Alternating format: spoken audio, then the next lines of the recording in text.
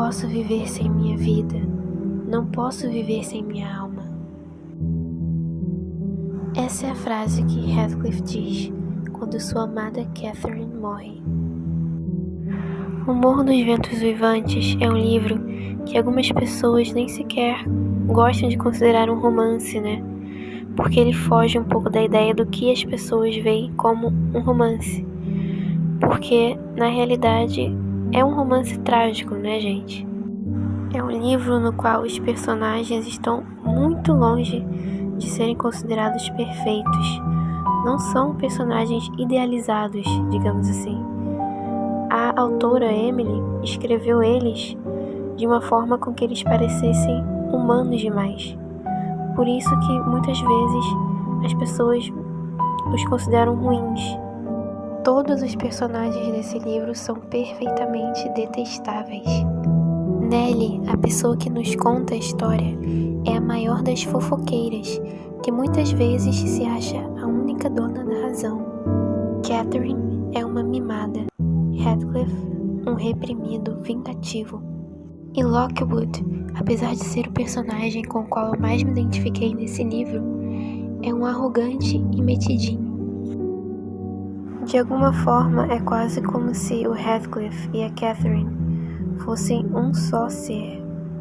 Podemos perceber isso na cena do filme de 1998, quando Catherine e Heathcliff estão deitados na grama. Ela põe a mão de Heathcliff sobre seu próprio coração e pergunta o que ele pode ouvir. Então ele responde: "Meu coração." E ela logo corrige, dizendo: "Não, é o meu coração." E ele diz que são ambos, batendo juntos. É quase como se ambos compartilhassem a mesma alma. E é por isso que quando ocorre a separação, ela é desastrosa. Eu não sei porquê, mas eu não consigo achar o sentimento que o Heathcliff tem pela Catherine e o que ela tem por ele. Não consigo achar uma coisa tóxica, como a maioria das pessoas podem achar. Na verdade, acho que o sentimento que eles nutrem um pelo outro é muito bonito.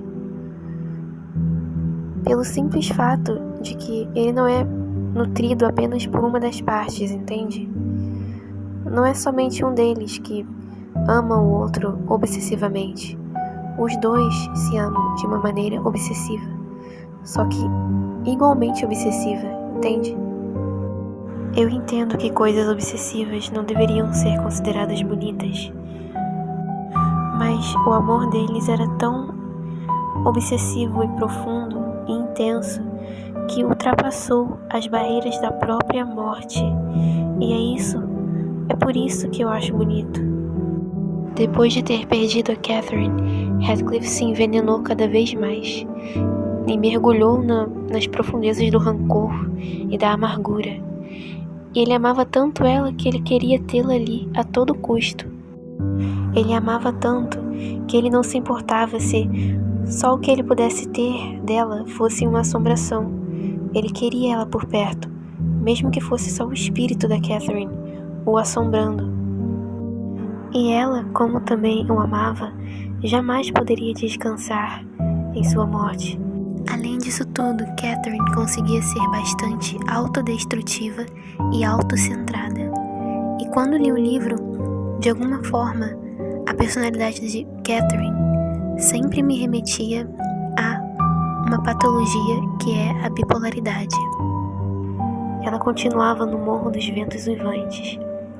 A Catherine virou uma assombração e ela batia na janela e pedia para que Heathcliff a deixasse entrar.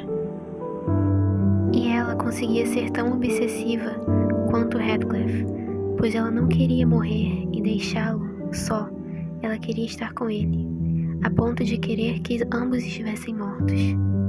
Dizendo: "Queria apertá-lo entre os braços", continuou Catherine com amargura, "até que nós dois estivéssemos mortos. Não me importaria com o que você sofresse. Não me importo com seus sofrimentos." E ele dizia: "Sabe, Catherine, que tão cedo eu a esqueceria quanto da minha existência.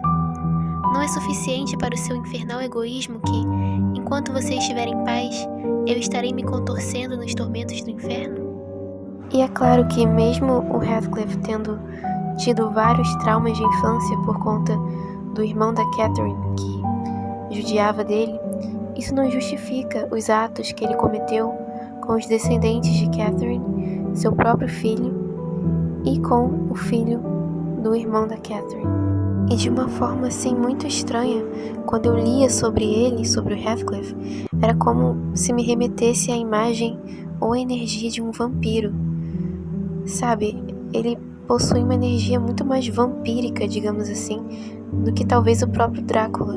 A energia dele é muito pesada, muito obscura, que me fez lembrar muito da criatura vampírica. Ele é um ser muito taciturno, muito vingativo. Tão vingativo que ele planejava vinganças desde muito criança.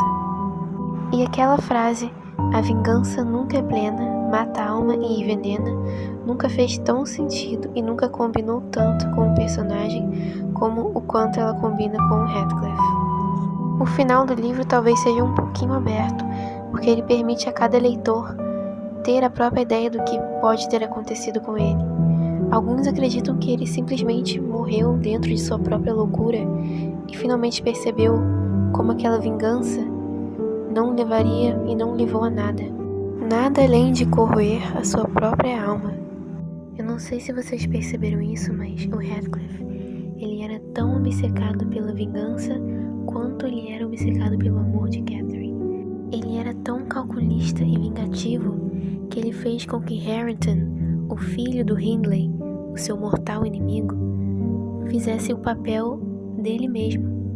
Ele transformou Harrington numa versão dele quando ele era mais novo, calculando e fazendo com que o Harrington se apaixonasse pela filha de Catherine e fosse impedido de casar com ela por ser um rústico, assim como Heathcliff era, fazendo que a filha de Catherine se casasse com seu próprio filho, Linton. E essa foi a vingança que o Heathcliff planejou. Mas era uma coisa tão obsessiva que ele continuou com esse plano de vingança até mesmo depois que o inimigo dele já havia morrido. Ou seja, ele descontou toda a sua ira e toda a sua raiva e toda a sua vingança em pessoas que nada tinham a ver com isso. Os descendentes dele mesmo, da Catherine e do Hindley.